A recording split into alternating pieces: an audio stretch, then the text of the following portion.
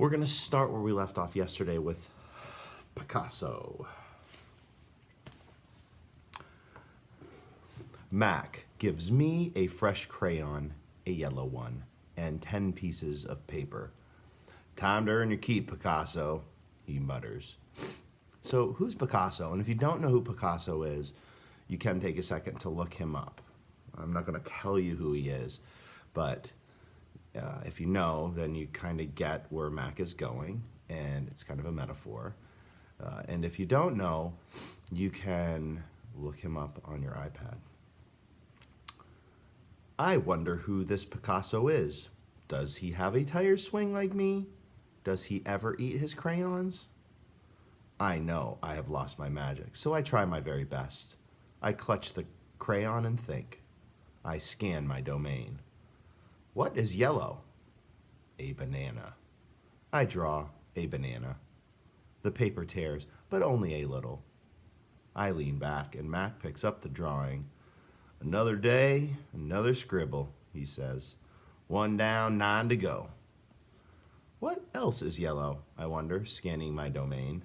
I draw another banana, and then I draw 8 more.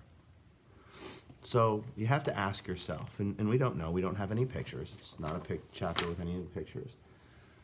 Is he really drawing a banana? He is a gorilla, and while this obviously is fiction, because we can't hear the thoughts of a gorilla, it does seem to be rooted in truth. So ask yourself, is Ivan really drawing a banana? It's a good question. Our next 2 chapters, 3 Visitors and My Visitors Return. 3 visitors.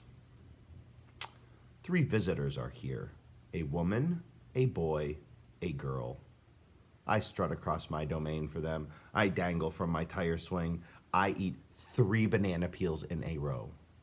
The boy spits at my window. The girl throws a handful of pebbles. Sometimes I'm glad the glass is there. My visitors return. After the show, the spit pebble children come back. I display my impressive teeth. I splash in my filthy pool. I grunt and I hoot. I eat and eat and eat some more. Remember, he said he was going to eat more so that he could make people come.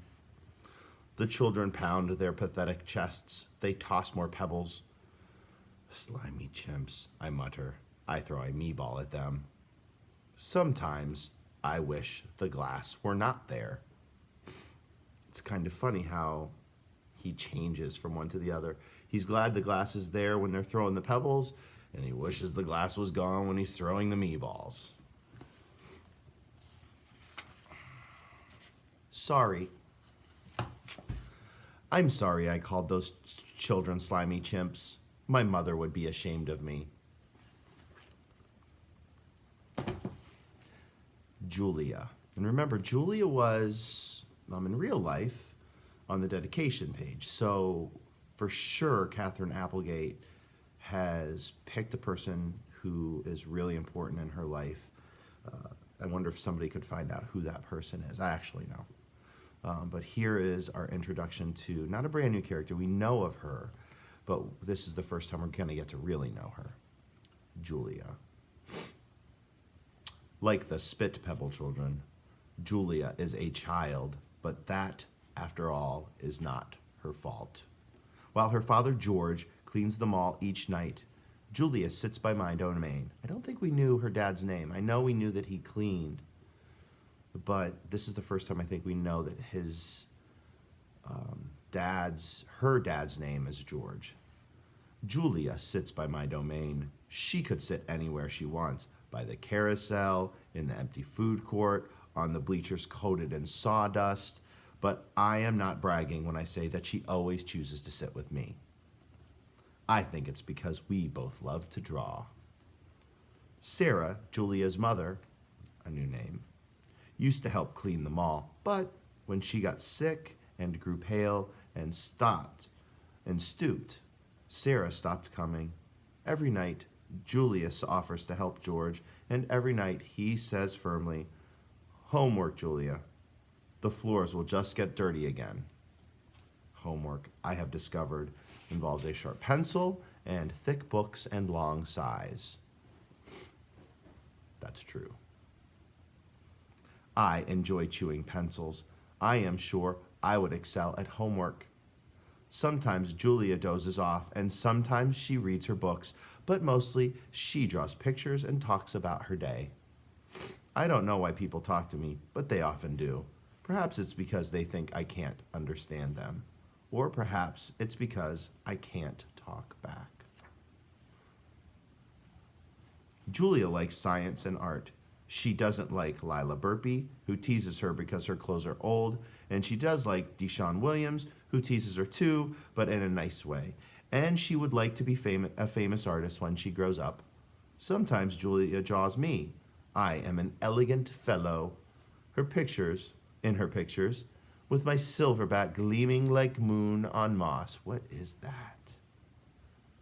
Silverback gleaming like moon on moss.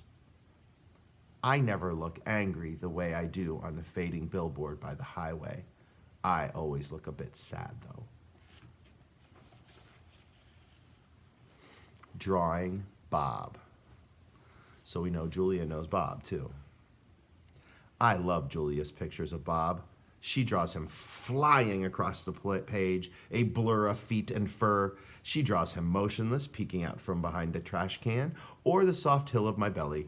Sometimes in her drawings, Julia gives Bob wings or a lion's mane. Once, she gave him a tortoise shell. But the best thing she ever gave him wasn't a drawing. Julia gave Bob his name. You notice I'm making some mistakes here, and I'm a pretty good reader, but every reader makes a mistake. And all you have to do is go back and kind of start where you were. I always make sure to do that. Like if I don't pause at a period, I go back, I read the sentence over and pause at the period. Make sure you do that, okay? For a long time, no one knew what to call Bob. Now and then, a mall worker would try to approach him with a tidbit.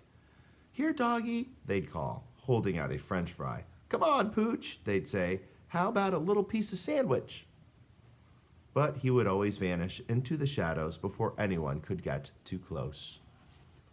Again, remember, Bob has a reason why he doesn't let people get close to him. He only trusts a few people. One afternoon, Julia decided to draw the little dog curled up in the corner of my domain. First, she watched him for a long time, chewing on her thumbnail. I could tell she was looking at him the way an artist looks at the world when she's trying to understand it. Finally, she grabbed her pencil and set to work. When she was finished, she held up the page. There he was, the tiny, big-eared dog. He was smart and cunning, but his gaze was wistful. There's a great word, wistful. I want you to try to use context to see what it means. And if you don't know, and if you can't figure it out, go ahead and look it up on dictionary.com, okay? Wistful, W-I-S-T-F-U-L. Under the picture were 3 bold, confident marks circled in black. I was pretty certain it was a word, even though I couldn't read it. Julia's father peered over her shoulder. "That's him exactly," he said, nodding. He pointed to the circled marks. "I didn't realize his name was Bob," he said. "Me either," said Julia. She smiled. "I had to draw him first." So those 3 marks were his name. That's when she gave Bob his name. Bob and Julia. Bob will not let humans touch him. He says their scent upsets his digestion. But every now and then, I see him sitting at Julia's feet. Her fingers move gently behind his right ear.